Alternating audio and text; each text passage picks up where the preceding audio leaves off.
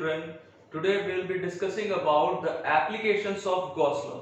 Last lecture में हमने सीखा था कि गॉस लॉ क्या है, गॉस लॉ कहाँ कहाँ पे हम अप्लाई कर सकते हैं। ये मैंने तुम्हें पहले ही बताया कि अप्लाई हम कहीं पे भी कर सकते हैं, बस हमारा कैलकुलेशन कॉम्प्लेक्स ना हो जाए इसके लिए हम कुछ लिमिटेशंस है हमारे पास। जैसे आज जो भी हम डिस्कशन करेंगे, all the shapes, all the figures will be of geometrical shape, मतलब जैसे स्फीयर या फिर सिलेंडर, ऐसा ही शेप हम ले रहे हैं। वैसे हम कोई भी इरेगुलर शेप ले सकते हैं but it will be complex, हमारा कैलकुलेशन कॉम्प्लेक्स हो जाएगा। तो गॉस लॉ हम अप्लाई कहीं पे भी कर सकते हैं but it is not that much useful. जहां जहां पे यूजफुल हो सकता है वैसा वैसा कुछ आज हम डिस्कशंस करेंगे, कुछ एग्जांपल्स लेंगे। जैसे एप्लीकेशन ऑफ गॉस लॉ में सबसे पहले विल डिस्कस अबाउट कि अगर किसी भी पॉइंट पे इलेक्ट्रिक फील्ड फाइंड करना हो तो with the help of Gauss law हम इलेक्ट्रिक फील्ड किसी भी पॉइंट पे कैसे फाइंड कर सकते हैं। सपोज दैट सबसे पहला हम इसमें केस ले रहे हैं, एग्जांपल ले रहे हैं। We have to find the electric field due to a uniformly charged sphere. Uniformly term जहां पे हमने यूज कर लिया, इट मींस कि चार्ज का जो डिस्ट्रीब्यूशन है through out the sphere, charge का डिस्ट्रीब्यूशन सेम है, कांस्टेंट है। Uniformly charged sphere, uniformly charged sphere की वजह से जो इलेक्ट्रिक फील्ड होगा, बट किस जगह पे, किस पॉइंट पे? At a point outside it. Outside it मतलब outside this uniformly charged sphere. So it's very simple, समझते हैं कि क्या करने वाले हैं हम यहां पे। ये रहा हमारे पास एक स्फीयर, एक स्फीयर हमने लिया, इसका रेडियस कुछ भी ले लेते हैं। मान लो हमने इसका रेडियस ले लिया r। सो ये हमारे पास एक स्फीयर है जिसका रेडियस r है, और इस स्फीयर की वजह से सबसे पहले तो इस स्फीयर पे चार्ज कितना है, मान लेते हैं इस पूरे स्फीयर पे चार्ज है q, कैपिटल Q। पूरे स्फीयर पे चार्ज जो कैपिटल Q है, इट इज यूनिफॉर्मली डिस्ट्रीब्यूटेड, मतलब हर एक एलिमेंट पे, हर एक पार्ट पे स्फीयर के, हर एक पॉइंट पे स्फीयर के यूनिफॉर्म डिस्ट्रीब्यूशन है चार्ज का। It is equally distributed, charge Q, capital Q is equally distributed. अब किस जगह पे हमसे पूछा जा रहा है इलेक्ट्रिक फील्ड, मान लो यहां पे कोई भी पॉइंट हमने लिया, एक पॉइंट ले लिया P। Obviously this point P, it is outside this sphere। ये जो यूनिफॉर्मली चार्ज स्फीयर हमारे पास है, इसके कहीं भी बाहर पे एक पॉइंट ले लिया P।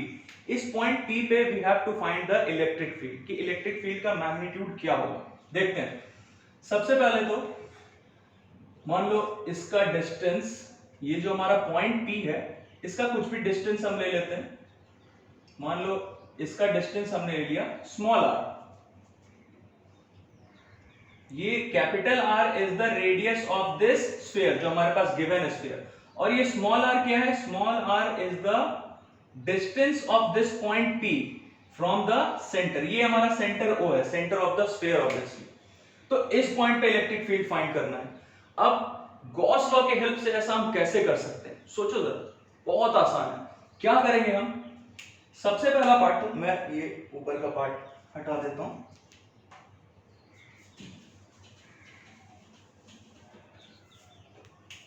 इस पॉइंट P से we will draw a sphere, एक स्फीयर बना लिया।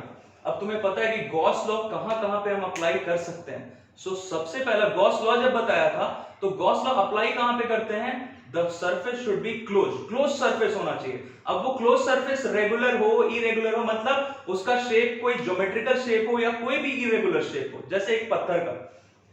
क्या, तो ये हमने इसको क्लोज फिगर बना लिया, क्लोज सरफेस बना लिया थ्रू द पॉइंट P। एक स्फीयर हमने बनाया, दिस इज अ स्फीयर, ये हमने खुद से बनाया, ये हमारा असम्पशन है। ये एक स्फीयर बनाया हमने जो कि इस पॉइंट P से पास कर रहा है, and obviously it will make a close surface. तो क्लोज सरफेस आ गया तो we can apply the Gauss law.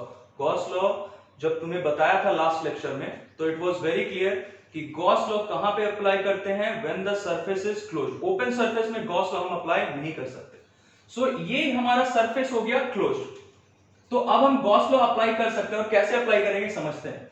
तो ये स्फीयर जो हमने बनाया है, this sphere is concentric, concentric to this sphere. ये जो पहले से हमारे पास स्फीयर है, इसका सेंटर और ये जो स्फीयर हमने अभी बनाया जो पॉइंट P से पास कर रहा है, ये दोनों कंसेंट्रिक है, मतलब दोनों का सेंटर सेम है O। And it is very clear from the figure कि ये जो पॉइंट P और O का डिस्टेंस है R, ये R क्या हो गया, इस स्फीयर के लिए रेडियस हो गया। जो बड़ा वाला स्फीयर हमारा दिख रहा है जो हमने अभी बनाया है, इसके लिए रेडियस क्या हो गया, स्मॉल r। और ये जो पहले से हमारे पास स्फीयर है जिसके ऊपर टोटल चार्ज कितना है Q, इसके लिए रेडियस है कैपिटल R। देखते हैं सबसे पहला पॉइंट, गॉस लॉ अप्लाई हम कर सकते हैं इस वाले स्फीयर के लिए क्योंकि अब ये क्लोज सरफेस हो चुका है। तो इलेक्ट्रिक फील्ड मान लो किसी भी पॉइंट पे लेते हैं, ये पॉजिटिव चार्ज है, ये क्यू हमने चार्ज लिया, पॉजिटिव चार्ज है, तो पॉजिटिव चार्ज से हमेशा इलेक्ट्रिक फील्ड कैसा होता है, बाहर निकलता हुआ रहता है, नॉट इनवर्ड्स आउटवर्ड्स रहता है। तो यहां से ये बाहर जा रहा है, किसी भी पॉइंट पे ले लेते हैं, इस पॉइंट पे ले लो या फिर इस पॉइंट पे ले लो या इस पॉइंट पे ले लो, ये सारी जगह से इलेक्ट्रिक फील्ड कैसा होगा, आउटवर्ड डायरेक्शन में, because this is positively charge, ये जो स्फीयर है ये पॉजिटिवली चार्ज है।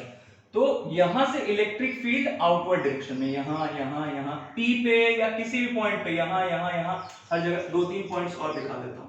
इलेक्ट्रिक फील्ड कैसा होगा, ऐसा, बाहर के डायरेक्शन में।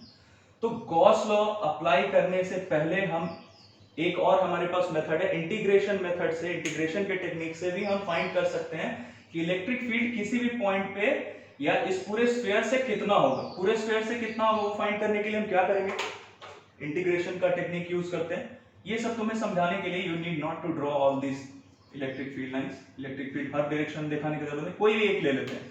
मान लो मैंने इस पॉइंट पे लिया, तो इस पॉइंट P पे ध्यान देना, इस पॉइंट P पे मैंने कोई भी एक एलिमेंट कंसिडर किया जो इस पॉइंट P के अराउंड है, इसके चारों तरफ। तो ये स्फीयर का एक एलिमेंट कंसिडर किया, यहां एक एलिमेंट कंसिडर किया, ये area vector, that is the positive normal के डायरेक्शन में जो एरिया वेक्टर हम लेते हैं वो तुम्हें पता है, क्लोज सरफेस है तो आउटवर्ड डायरेक्शन में लेंगे एरिया वेक्टर, पॉजिटिव नॉर्मल। तो ये हमारा क्लोज सरफेस है, इस क्लोज सरफेस का एक एलिमेंट कंसिडर किया, तो इस एलिमेंट के लिए एरिया वेक्टर भी क्या होगा, एरिया वेक्टर आउटवर्ड डायरेक्शन में, थोड़ा इसे बड़ा कर देते हैं, एरिया वेक्टर आउटवर्ड डायरेक्शन में, that is the positive normal के डायरेक्शन में। तो एरिया वेक्टर हुआ इधर, चलो मान लो इसे डेल्टा S मान लेते हैं। एरिया वेक्टर इस एलिमेंट के लिए एरिया वेक्टर किधर बनाएंगे, outward normal, that is outward, in outward direction. और हमारा इलेक्ट्रिक फील्ड तो रेडियल है, मैं यहां लिख देता हूं, electric field that is E is in radial direction, radial direction मतलब along the radius, इधर इधर इधर या इधर या इधर, रेडियल डायरेक्शन में है इलेक्ट्रिक फील्ड और इसका मैग्नीट्यूड हर एक पॉइंट पे सेम होगा। आउटवर्ड लिख देता हूं, रेडियल डायरेक्शन, रेडियली आउटवर्ड या radial direction that is in outward direction, ये लिख सकते हो तुम, and the magnitude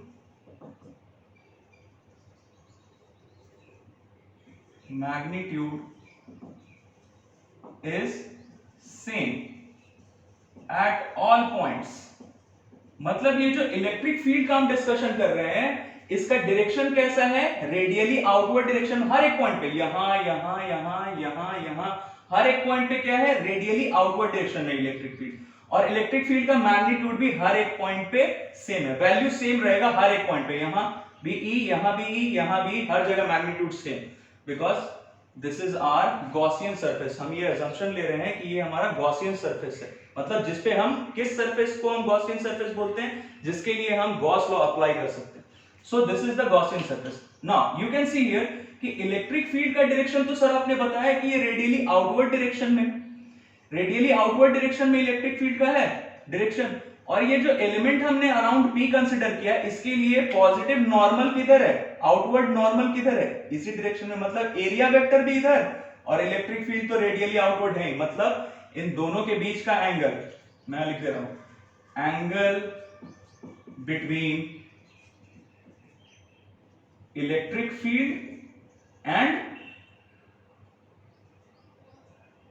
electric field के बीच का एंड एरिया वेक्टर के बीच का angle is 90 degree, sorry is 0 degree. इन दोनों के बीच का एंगल कितना है, 0 डिग्री। तो हम अब इस पूरे सरफेस से इंटीग्रेशन का टेक्निक अगर हम यूज कर ले तो इस पूरे सरफेस से, ये जो हमने गॉसियन सरफेस बनाया, इस पूरे सरफेस से हमें इलेक्ट्रिक फ्लक्स मिल जाएगा। लिखते हैं the electric flux through the Gaussian surface. और ये तुम्हें समझ में आ गया हो कि ये गॉसियन सरफेस, इसे हम क्यों बोल रहे हैं गॉसियन सरफेस, इसलिए बोल रहे हैं क्योंकि हर एक पॉइंट पे, इस गॉसियन सरफेस के हर एक पॉइंट पे इलेक्ट्रिक फील्ड इज यूनिफॉर्म। हर एक पॉइंट पे, यहां यहां यहां इलेक्ट्रिक फील्ड का मैग्नीट्यूड हर जगह क्या है, सेम है। सो ये हमारा गॉसियन सरफेस हो गया। पहला कंडीशन तो ये क्लोज्ड है, दूसरा हर एक पॉइंट पे इलेक्ट्रिक फील्ड का मैग्नीट्यूड सेम। तो ये गॉसियन सरफेस हमने क्लियरली लिख लिया। स्फीयर नहीं लिख रहे हैं ताकि ये इसमें तुम कंफ्यूज ना हो जाओगे किस स्फीयर के बारे में सर बात कर रहे हैं। So the electric flux through this Gaussian surface कितना होता है, इंटीग्रेशन करेंगे, एंड क्लोज्ड है तो ये मैंने तुम्हें बताया है पिछले लेक्चर में कि इंटीग्रेशन के साइन के ऊपर एक छोटा सा सर्कल बनाएंगे, सो छोटा सा सर्कुलर साइन देंगे। This is the technique. Integration technique से हम इस एक एलिमेंट का पता चला कि इधर इलेक्ट्रिक फील्ड और जो पॉजिटिव नॉर्मल है, एरिया वेक्टर है, वो भी इसके परपेंडिकुलर, और इलेक्ट्रिक फील्ड तो इसके परपेंडिकुलर था ही, मतलब रेडियली आउटवर्ड, दोनों के बीच का एंगल 0। तो इसे हम क्या लिख सकते हैं, दोनों के बीच का एंगल 0 मतलब cos 0। इसे क्या लिख सकते, चलो एक लाइन लिख ही देता हूं, cos 0 इज 1, तुम्हें पता। तो अब ये क्या हो गया, E ds। इलेक्ट्रिक फील्ड के बारे में अभी हम पता करेंगे। इलेक्ट्रिक फील्ड को, चलो ये कांस्टेंट है, यूनिफॉर्म है इलेक्ट्रिक फील्ड का मैग्नीट्यूड, इसे हम बाहर ले लेते हैं, इसे बाहर निकालिए इंटीग्रेशन के। ये क्या है, ds मतलब, ds का इंटीग्रेशन करने का मतलब क्या कि ds ये जितने भी एलिमेंट्स हैं सबका एरिया ऐड कर दिया, सारे का एरिया ऐड किया तो इस पूरे स्फीयर का एरिया आ गया, और इस पूरे स्फीयर का एरिया फाइंड करना हमें आता है, वेरी सिंपल। इस पूरे स्फीयर का एरिया क्या होगा, 4 पाई r स्क्वायर। तो इस पूरे स्फीयर का, गॉसियन सरफेस का रेडियस क्या है, स्मॉल r। लिख लेते हैं क्या हो गया इसका, चलो यहां मैं लिख देता हूं। ये सब जो हम फाइंड कर रहे हैं ये क्या है, phi that is the electric flux through this Gaussian surface. Electric, चलो यहां लिख देता हूं, आपका स्वागत है। और फ्लक्स थ्रू गॉसियन सरफेस। तो गॉसियन सरफेस से फ्लक्स ये हमने फाइंड कर लिया, इसको मैं इधर लिख देता हूं। कितना आया गॉसियन सरफेस से, ये E का वैल्यू तो हर जगह सेम है, और इसका एरिया फाइंड किया, ये कितना आ गया, 4 pi r square, that is the radius of this Gaussian surface, radius of this bigger sphere. ये आ गया हमारे पास फ्लक्स। अब इससे तो हमने फाइंड कर लिया, अब हमें पता है कि सर ये तो क्लोज सरफेस है, ये तो गॉसियन सरफेस है, तो गॉस लॉ से भी तो फाइंड कर सकते हैं फ्लक्स, ऑब्वियसली कर सकते हैं, करते हैं फाइंड। मैं यहां कर रहा हूं, ये बचा हुआ काम इधर करता हूं। By Gauss law, Gauss law से क्या होगा, गॉस लॉ अगर हम अप्लाई करें तो ये रहा हमारा गॉसियन सरफेस। तो गॉसियन सरफेस के अंदर चार्ज कितना है, तुम्हें पता है कि गॉस लॉ से अगर हमें फ्लक्स फाइंड करना होता है तो क्या होता है, मैं कहीं यहां पे लिख देता हूं। फ्लक्स क्या होता है, charge enclosed by the Gaussian surface divided by epsilon not, यही होता है गॉस लॉ। तो ये जो हमारा गॉसियन सरफेस है, इसके अंदर चार्ज कितना है, कितना चार्ज एनक्लोज्ड है इस गॉसियन सरफेस के अंदर, इतना ही चार्ज, क्योंकि टोटल चार्ज कितना है इस वाले स्फीयर पे, q। तो हमारे पास ये टोटल चार्ज कितना है, q, that is inside, that is enclosed by this Gaussian surface. तो गॉसियन सरफेस के अंदर टोटल चार्ज q रख लेते हैं। भाई गॉस लॉ क्या हो जाएगा, फ्लक्स फाइंड करना है हमें, तो गॉस लॉ क्या हो जाएगा, टोटल चार्ज एनक्लोज्ड है गॉसियन सरफेस के अंदर, टोटल चार्ज एनक्लोज्ड है ये q बाय एप्सिलॉन नॉट। चलो इसे इक्वेशन 2 नाम दे देते हैं, और ये जो हमने यहां से फाइंड किया है इसे इक्वेशन 1 नाम दे देते हैं। ये रहा इक्वेशन 1, ये रहा इक्वेशन 2। बट है तो दोनों एक ही चीज, हमने तो दोनों से क्या, तरीका अलग अलग है, टेक्निक अलग अलग है, बट हमने फाइंड क्या किया दोनों ही तरीके से, electric flux through this Gaussian surface. ये रहा हमारा गॉसियन सरफेस, इससे इलेक्ट्रिक फ्लक्स इस तरीके से फाइंड किया, या गॉस लॉ से डायरेक्टली फाइंड किया, दोनों सेम है, दोनों को कंपेयर कर सकते हैं, दोनों इक्वल है तो दोनों को कंपेयर कर लेते हैं। चलो यहां कर देता हूं मैं, दोनों को कंपेयर किया तो ये क्या होगा, E 4 pi r square equals to 1 और 2 को कंपेयर कर रहे हैं, क्या होगा, this will be equals to this, that is q by epsilon naught. क्या आ गया यहां से, E is equals to q by 4 pi r square epsilon naught. So ये आ गया हमारा electric field. Electric field at a point outside this sphere, ये जो हमारा यूनिफॉर्मली चार्ज स्फीयर है इसके बाहर तुम किसी भी पॉइंट पे लो, यहां यहां यहां यहां किसी भी पॉइंट पे लो, इस इक्वेशन से हम उस पॉइंट पे आउटसाइड वाले पॉइंट पे इलेक्ट्रिक फील्ड कितना है due to this uniformly charge sphere, ये इस एक्सप्रेशन के हेल्प से फाइंड कर सकते हैं। अब हम ये सोचेंगे कि सर ये पॉइंट ये कहीं पे भी हो, ये r पे सिर्फ डिपेंड कर रहा है क्योंकि q तो गिवन रहेगा हमारे पास, इट विल बी कांस्टेंट। ये यूनिफॉर्मली चार्ज स्फीयर पे जितना चार्ज है वो हम बदलने वाले नहीं है, वो कांस्टेंट है। ऑब्वियसली 4 पाई भी कांस्टेंट और एप्सिलॉन नॉट तो कांस्टेंट है। तो ये डिपेंड किस पे कर रहा है, r पे, मतलब the distance of this point from the centre of this given sphere. तो ये r का वैल्यू पे सिर्फ ये डिपेंड करता है इलेक्ट्रिक फील्ड। अब हम एक इससे जनरलाइजेशन निकाल सकते हैं कि अगर इस पूरे स्फीयर को हम एक पॉइंट चार्ज से रिप्लेस कर ले जिसका वैल्यू इतना ही, समझना, मान लो ये पूरा जो स्फीयर है, इस पूरे स्फीयर को अगर हम एक पॉइंट चार्ज से, एक पॉइंट चार्ज है जिसका वैल्यू q ही है, और इस पॉइंट चार्ज से ये जो पूरा हमारा चार्ज है q स्फीयर है, इस पूरे स्फीयर को हमने रिप्लेस कर दिया किससे, एक पॉइंट चार्ज से, और इस पॉइंट चार्ज q को हमने कहां रख दिया, यहां सेंटर पे। तो इसके वजह से भी इलेक्ट्रिक फील्ड p पे कितना होगा, इतना ही होगा। इट मींस दैट हम क्या बोल सकते हैं, the electric field due to this entire sphere is same as the electric field due to a point charge which is placed at the centre of the sphere at a given point p। मतलब point p पे जो भी हम find कर रहे हैं electric field, वो एक पॉइंट चार्ज के वजह से भी उतना ही होगा जितना इस पूरे स्फीयर के वजह से। बस कंडीशन क्या है, उस पॉइंट चार्ज का वैल्यू भी कितना होना चाहिए जितना इस पूरे स्फीयर पे चार्ज है, दैट इज q। नाउ अब इसके बाद नेक्स्ट एक और एग्जांपल लेते हैं हम। इसमें हम क्या करेंगे, अभी आउटसाइड में फाइंड कर रहे थे, अगर पॉइंट आउटसाइड है तो अब पॉइंट अगर इनसाइड हुआ, ये स्फीयर के बाहर का पॉइंट था, अगर इस स्फीयर के अंदर पॉइंट लेंगे तब क्या होगा इलेक्ट्रिक फील्ड। अब क्या फाइंड करना है, electric field due to the uniformly charge sphere at an internal point. अभी डिस्कस किया था कि यूनिफॉर्मली चार्ज स्फीयर के वजह से, चलो इस पे चार्ज कितना था, यूनिफॉर्मली चार्ज स्फीयर लिया है, मतलब इस पूरे स्फीयर पे जो चार्ज, टोटल चार्ज क्यों लिया है, दैट इज यूनिफॉर्मली डिस्ट्रीब्यूटेड, हर एक एलिमेंट पे, हर एक पार्ट पे इक्वल चार्ज है डिस्ट्रीब्यूशन ना। तो पिछले पार्ट में क्या डिस्कस किया कि अगर पॉइंट आउटसाइड लिया है तब क्या होगा इलेक्ट्रिक फील्ड। अब क्या है, अब पॉइंट हमने इनसाइड ले लिया, कहीं पे भी ले लो, मान लो यहां पे पॉइंट ले लिया p। Now this point is inside this sphere.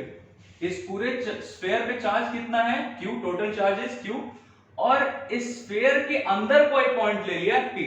अब ये पता करना है कि इस स्फीयर के अंदर कोई भी पॉइंट, यहां लो, सेंटर पे लो, यहां कहीं भी ले लो, ये अभी देखेंगे सेंटर पे कितना होगा इलेक्ट्रिक फील्ड।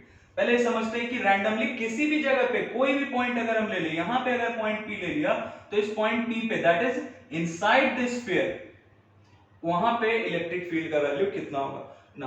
अगर हमें गॉस लॉ अप्लाई करना है, लास्ट वाले एग्जांपल में भी क्या किया था हमने, गॉस लॉ अप्लाई करने के लिए we need a close surface.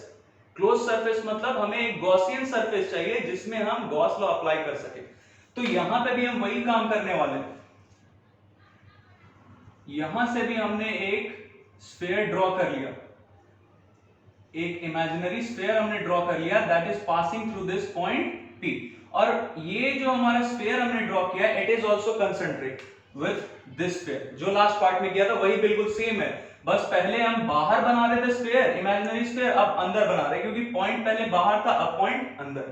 सो ये जो स्फीयर हमने बनाया है, that is passing through this point p, जिस पॉइंट p पे हमें इलेक्ट्रिक फील्ड फाइंड करना है। तो ये sphere it is concentric with this sphere, दोनों का सेंटर सेम है, मान लो ये इसका centre O।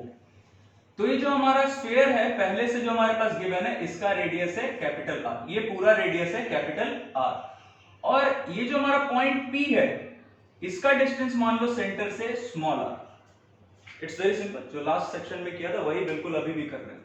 The only difference is पहले बाहर था पॉइंट, अब अंदर है। तो ये रहा हमारा पॉइंट P, इस पॉइंट P का सेंटर O से डिस्टेंस कितना है, स्मॉल r, और ये जो हमारा स्फीयर है यूनिफॉर्मली चार्ज स्फीयर, इसका रेडियस है कैपिटल R। अब इस पे ये जो हमारा बना है, जो स्फीयर हमने बनाया है, imaginary sphere that is passing through this point P. Now this is our Gaussian surface, ये हमारा क्लोज सरफेस है, गॉसियन सरफेस है। तो इलेक्ट्रिक फील्ड ऑब्वियसली ये पूरा जो हमारा स्फीयर है इस पे हमने चार्ज कितना लिया है, Q, पॉजिटिव चार्ज लिया है। तो आगे भी इलेक्ट्रिक फील्ड कैसा होगा, रेडियली आउटवर्ड।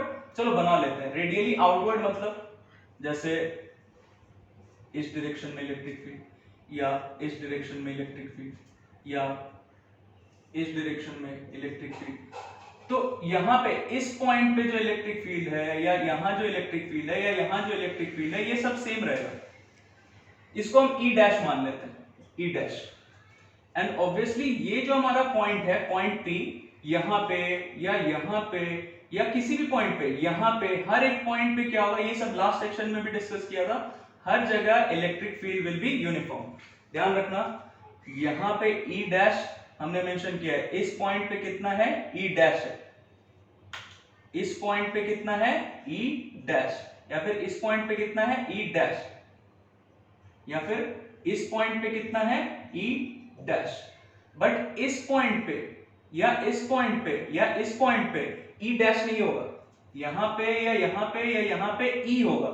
ये वैल्यू चेंज हो रहा है, क्यों हो रहा है, ये दिख रहा है तुम्हें, क्योंकि सेंटर से डिस्टेंस चेंज हो रहा है। सेंटर से डिस्टेंस इस पॉइंट का या इस पॉइंट का या इस पॉइंट का स्मॉल आर, इस पॉइंट का, इस पॉइंट का या इस पॉइंट का कैपिटल आर। मतलब जैसे जैसे सेंटर से डिस्टेंस वेरी होगा वैसे वैसे मैग्नीट्यूड भी चेंज होगा इलेक्ट्रिक फील्ड का। ओके, तो ये जो हमने स्फीयर बना, अब ये सब हटा देता हूं so that there will be no confusion. ये समझ में आ गया होगा तुम्हें, इलेक्ट्रिक फील्ड यहां पे यहां पे या यहां पे, मतलब इस पॉइंट पे लो या इस पॉइंट पे लो या इस पॉइंट पे, हर एक पॉइंट पे इलेक्ट्रिक फील्ड का value same, electric field is uniform. अगर यहां E है तो यहां भी E, ये रेडियस बना लेते हैं हम, ये पूरा रेडियस कितना था, कैपिटल R, ये पूरा रेडियस कैपिटल R, यहां तक का रेडियस स्मॉल r। तो यहां इस पॉइंट पे या इस पॉइंट पे या इस पॉइंट पे हर जगह इलेक्ट्रिक फील्ड का वैल्यू सेम, E। ओके, ये हटा देते हैं, इसका जरूरत नहीं है हमें। तो इस पॉइंट पे इलेक्ट्रिक फील्ड का डायरेक्शन कैसा है, या इस पॉइंट पे या इस पॉइंट पे रेडियली आउटवर्ड। चलो, तो अब गॉसियन सरफेस हमने लेट किया है, तो गॉसियन सरफेस के लिए हम कोई भी एलिमेंट कंसीडर कर लेते हैं। मान लो यहां पे एक एलिमेंट कंसीडर किया, ये हमारा जो पॉइंट P हमने यहां पे लिया है, यहां पे एक एलिमेंट कंसीडर किया, छोटा सा पार्ट, इस गॉसियन सरफेस का एक छोटा सा पार्ट कंसीडर किया। तो इस गॉसियन सरफेस का जो ये एलिमेंट है, इस एलिमेंट के लिए हम जो पॉजिटिव नॉर्मल है हमारा, वो किधर होगा, आउटवर्ड डायरेक्शन, ये हमें पता है, क्लोज सरफेस इसीलिए। तो पॉजिटिव नॉर्मल या फिर एरिया वेक्टर क्या होगा, परपेंडिकुलर होगा, मतलब इस डायरेक्शन में होगा। एरिया वेक्टर हो गया इधर, इसी डायरेक्शन में। तो एरिया वेक्टर हमारा इस डायरेक्शन में, चलो यहां लिख देता हूं, एरिया वेक्टर हो गया इस डायरेक्शन में।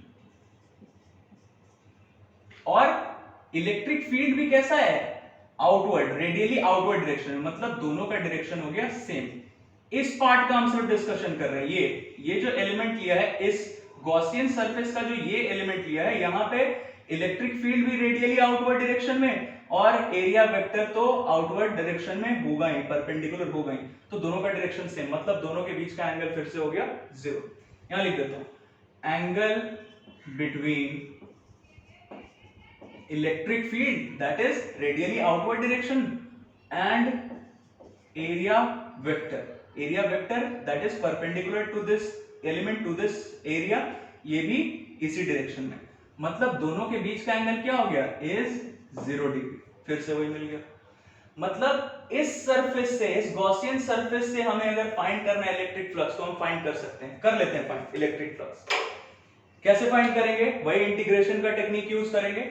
तो इस पूरे सरफेस से सिर्फ इस एलिमेंट से कितना पास करेगा, चलो इस एलिमेंट के लिए पहले लिख लेते हैं फ्लक्स, इसको मान लो मैंने डेल्टा फाई लिखा, ये सब हमने पहले लेक्चर में किया हुआ है। डेल्टा फाई मतलब सिर्फ इस एलिमेंट से, ये जो हमने हमारा गॉसियन सरफेस है, गॉसियन सरफेस के इस एलिमेंट से कितना फ्लक्स हो रहा है, पास कर रहा है, कितना होगा, ई डेल्टा एस, मतलब E delta S cos theta that is cos 0, ये कितना हो गया E डेल्टा S।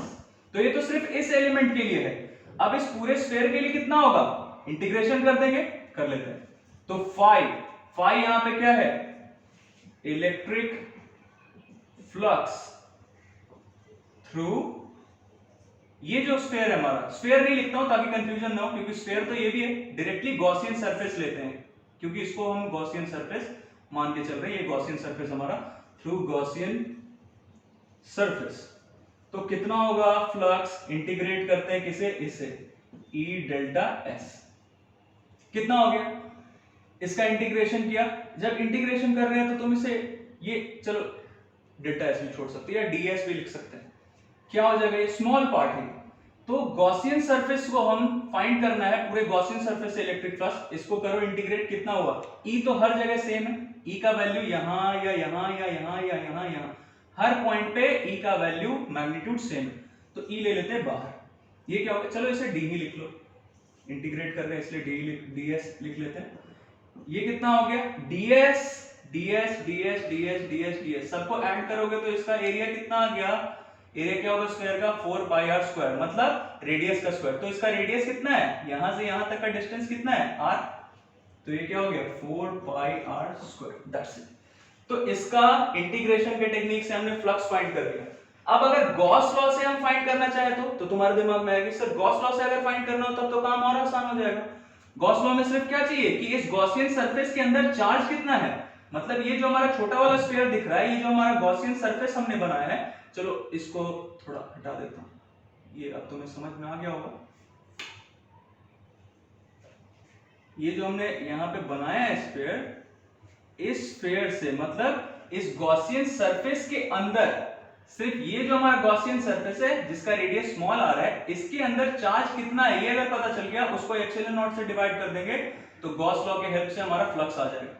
तो इसके अंदर चार्ज कितना है, इसके लिए क्या करेंगे, पहले ही हमें पता चल गया कि ये जो बड़ा वाला स्फीयर है इस पे टोटल पे चार्ज कितना है, Q, कैपिटल Q, और चार्ज इज यूनिफॉर्मली डिस्ट्रीब्यूटेड। तो हम चार्ज पर यूनिट वॉल्यूम पता कर सकते हैं क्या, इसका पूरे का वॉल्यूम कितना है, पूरे का वॉल्यूम तुम्हें पता है स्फीयर का वॉल्यूम कैसे फाइंड करते हैं, ये जो पूरा स्फीयर है बड़ा वाला स्फीयर है, इसका वॉल्यूम क्या होगा 4/3 पाई आर, रेडियस कितना है r, कैपिटल R, Q। तो इस पूरे वॉल्यूम में, ये जो पूरा वॉल्यूम है स्फीयर का, इस पूरे वॉल्यूम पे कितना चार्ज है, कैपिटल Q। तो यूनिट वॉल्यूम पे कितना चार्ज होगा, मतलब we are interested in finding charge per unit volume.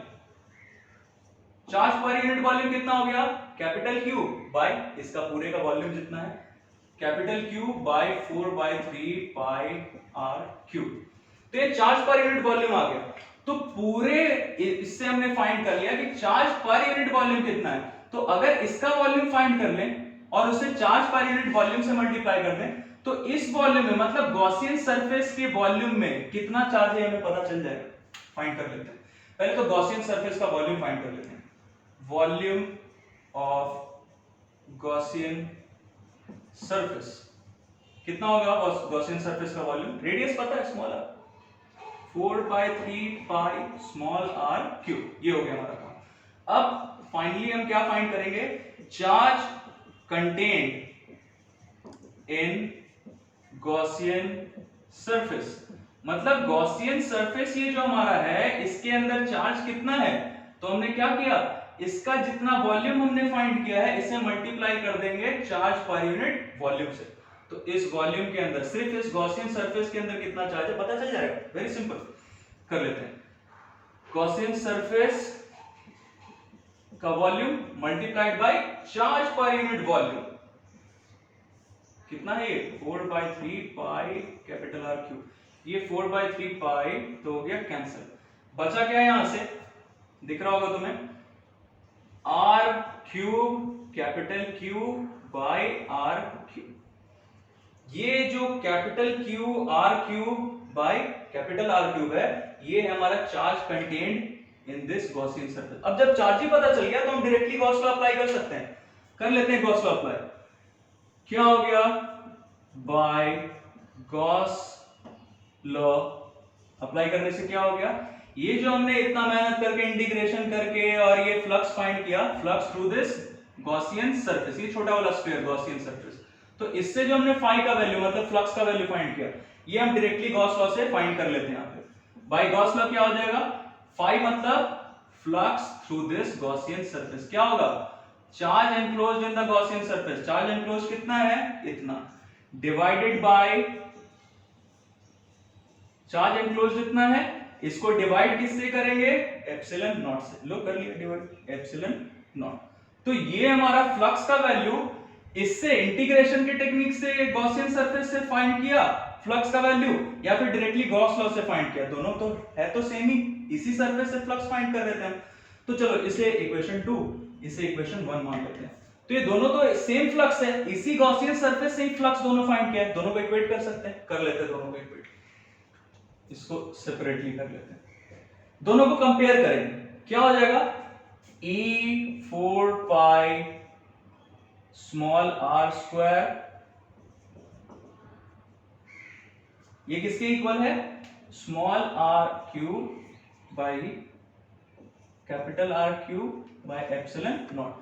तो फाइंड क्या करना था, फाइंड तो करना था electric field at this point P, ये पॉइंट P पे, मतलब ये पॉइंट पे लें या ये पॉइंट पे या ये पॉइंट पे या ये पॉइंट पे, इससे कोई फर्क नहीं पड़ने वाला, फर्क सिर्फ किससे पड़ेगा देखते हैं।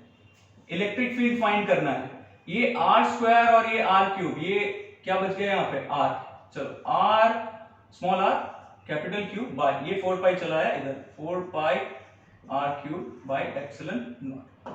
तो अब तुम्हें दिख रहा होगा कि ये पॉइंट P पे जो हमने इलेक्ट्रिक फील्ड फाइंड किया है, ये किस पे डिपेंड करेगा, ये कैपिटल क्यू, ये तो कांस्टेंट रहेगा जितना चार्ज इस पे है, 4 पाई कांस्टेंट, एप्सिलॉन नॉट कांस्टेंट, और ये r क्यूब भी कांस्टेंट है।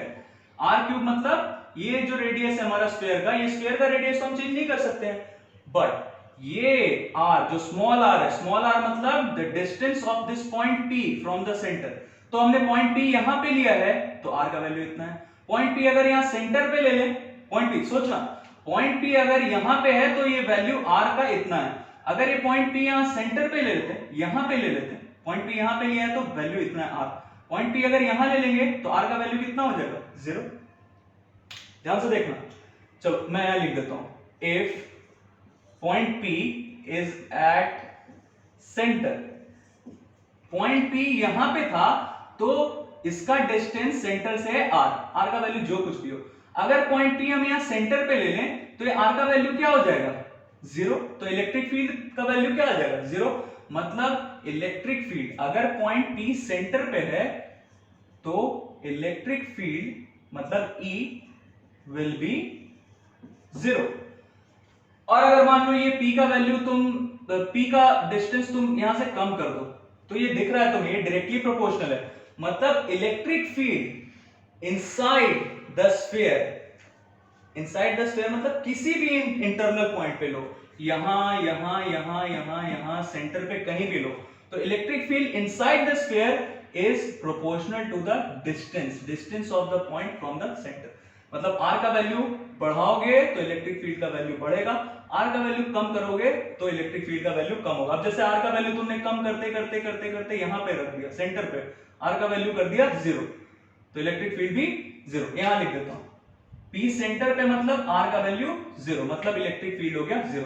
अब r का वैल्यू जरा बढ़ाते चलो, तो अगर ये पॉइंट P को तुम ऐसे खिसकाते खिसकाते खिसकाते यहां पे रख दो, मतलब इस पॉइंट पे ये जो स्फीयर है इसके सरकमफेरेंस पे, इस पे इसके पेरिफेरी पे कहीं पे भी रख दो, यहां रख दो, तो यहां रख दिया, तो अब ये r का वैल्यू स्मॉल r का वैल्यू बढ़ता बढ़ता कितना हो गया, कैपिटल R, कैपिटल R यहां रखोगे तो क्या आएगा, क्या हो गया ये, अगर if P point P is at the periphery, periphery मतलब boundary of the given sphere, given sphere मतलब जिसका रेडियस कैपिटल R है, ये स्फीयर के बारे में बात कर रहे हैं, अगर ये पॉइंट P इस स्फीयर के किसी भी पॉइंट पे, पेरिफेरी पे, यहां हो यहां यहां कहीं भी, तो इसका सेपरेशन इस पॉइंट P को, चलो यहां करके दिखा देता हूं, पॉइंट P यहां पे था तो ये वैल्यू था, अगर ये पॉइंट P हमने यहां पे ले लिया होता तो इसका डिस्टेंस सेंटर से कितना हो जाता, कैपिटल R, तो यहां सेपरेशन कितना हो गया, मतलब स्मॉल r जो सेपरेशन था, स्मॉल r से कंफ्यूज मत होना, रेडियस ये बड़े वाले का रेडियस इतना है और ये स्मॉल r किसको रिप्रेजेंट कर रहा है, distance of the point P from the centre. तो अगर पॉइंट P यहां पे रख लिया तो इसका डिस्टेंस सेंटर से कितना हो गया, कैपिटल R, और यहां कैपिटल R रखोगे तो तुम्हें दिख रहा है क्या होगा, क्या होगा, रख के दिखा देता हूं। अगर ये सेपरेशन हो गया, पॉइंट P आ गया यहां पे, तो सेपरेशन कितना हो गया सेंटर से, कैपिटल R, तो capital R cube bye 4 pi R cube है एप्सिलॉन नॉट, ये R से R क्यूब कैंसिल हो जाएगा, कितना आएगा, cube by 4 pi R square epsilon not. तो लास्ट केस में भी जो हमने डिस्कस किया था उसमें भी अगर ये तुम कंपेयर करोगे तो वैल्यू यही आएगा, मतलब तुम लास्ट वाले कंडीशन से electric field at the circumference find करो या फिर इस केस से फाइंड करो, दोनों से तुम्हें सेम ही वैल्यू आएगा। तो ये जो दोनों हमारा कंडीशंस था, it was based on the application of Gauss law. एक कंडीशन था जब बाहर का पॉइंट हो, अगर पॉइंट एक्सटर्नल है तब, अगर पॉइंट इंटरनल है मतलब अंदर है स्फीयर के, तब इलेक्ट्रिक फील्ड कैसे फाइंड करेंगे। चलो थोड़ा सा कंपैरिजन करते हैं इन दोनों केसेस में कि आउटसाइड हो और अगर इनसाइड हो, तो उससे मतलब ये जो हमने फाइंड किया हुआ है इसको थोड़ा सा कंपैरिजन करते हैं।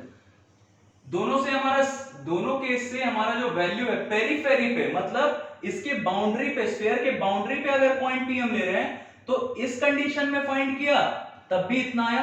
लास्ट वाले कंडीशन से हमने, चलो जब हम इंटरनल पॉइंट ले रहे थे, यहां पे हमने इंटरनल पॉइंट लिया है, और जब हम एक्सटर्नल पॉइंट ले रहे थे P, तब क्या होता, ये हमने इसका डेरिवेशन कर लिया है ऑलरेडी। तो इसका डिस्टेंस हमने लिया था, यहां से यहां तक का डिस्टेंस हमने लिया था R, और इसका रेडियस था कैपिटल R। यही हमने लास्ट वाला जो हमने किया है कैलकुलेशन, उसमें कितना आया था, when the point was outside the charge distribution, sphere के बाहर जब था पॉइंट P, तो इसके लिए हमने कितना फाइंड किया था इलेक्ट्रिक फील्ड, कितना आया था, Q by 4 pi R square, that is R यहां पे क्या है, सेपरेशन। ये ध्यान रखना, ये स्मॉल r हमेशा यहां पे हम ले रहे हैं स्मॉल r या यहां पे ले रहे हैं, ये क्या रिप्रेजेंट कर रहा है, distance of the given point P from the centre.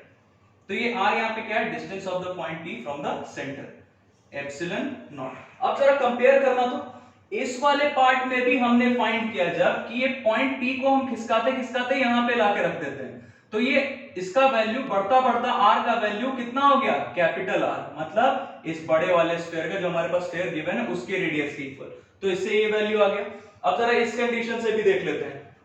तो यहां पे हमारे पास जब पॉइंट आउटसाइड था तो electric field at the outside point कितना फाइंड किया था, इतना फाइंड किया था। अब जरा देखो तो ये अगर इसका डिस्टेंस अगर हम कम करते हुए इस पॉइंट P को अगर हम यहां से खिसकाते हुए लाके फिर यहां पे लाके रखते, पॉइंट P को यहां पे लाके रख दिया, तो जरा सोचो, तो सोचना जरा, पॉइंट P अभी यहां पे था, तो बाहर कहीं पे भी रहे, यहां यहां यहां यहां कहीं भी, तो ये इससे हम फाइंड कर सकते हैं। मतलब ये किस पे डिपेंड कर रहा है, इसका डिस्टेंस सेंटर से। अब अगर इस पॉइंट को हम खिसकाते हुए यहां से लाके यहां पे रखते हैं, इसके बाउंड्री पे, मतलब स्फीयर के बाउंड्री पे, पेरिफेरी पे यहां पे लाके रखते हैं, तो क्या होगा, अब ये जो सेपरेशन जो स्मॉल r था उसका वैल्यू अब कितना हो गया, चलो यहां बना ही देता हूं। ये पॉइंट P को खिसका के लाके मैंने कहां पे रख दिया, पॉइंट P पहले था यहां पे, यहां से खिसका के लाके रख दिया मैंने इसके बाउंड्री पे, स्फीयर के बाउंड्री पे लाके रख दिया। तो अब इसका सेपरेशन सेंटर से कितना हो गया, जितना इसका रेडियस है स्फीयर का, मतलब अब इसका सेपरेशन हो गया r। तो अब इस सेपरेशन की जगह अब वैल्यू क्या रखेंगे, सेपरेशन कितना रह गया, कैपिटल R। तो ये तुम देख रहे हो कि ये दोनों कंडीशन से हमारा electric field, obviously electric field अब हम इस कंडीशन में फाइंड क्या कर रहे थे कि जब बाउंड्री पे हो, तो बाउंड्री पे यहां पे भी है या बाउंड्री पे यहां पे भी है, तो उससे फर्क नहीं पड़ता कि हम किस वाले एक्सप्रेशन से फाइंड कर रहे हैं। हमने अभी एक्सप्रेशन फाइंड किया किसके लिए, एट एन इंटरनल पॉइंट, इसके पहले किसके लिए फाइंड किया था, एट एन एक्सटर्नल पॉइंट। तो दोनों ही केसेस में अगर इस पॉइंट को हम बाहर से खिसका के लाके ये बाउंड्री पे रखते हैं या अंदर से यहां से खिसका के ले जाके बाउंड्री पे रखते हैं, दोनों केसेस में हमारा वैल्यू जो हमने फाइंड किया है ये सेम है। तो it must be very clear to you. इससे ये हमारा एप्लीकेशन था गॉस लॉ का, इसके अलावा और भी एप्लीकेशन है, नेक्स्ट लेक्चर में हम इसे डिस्कस करेंगे।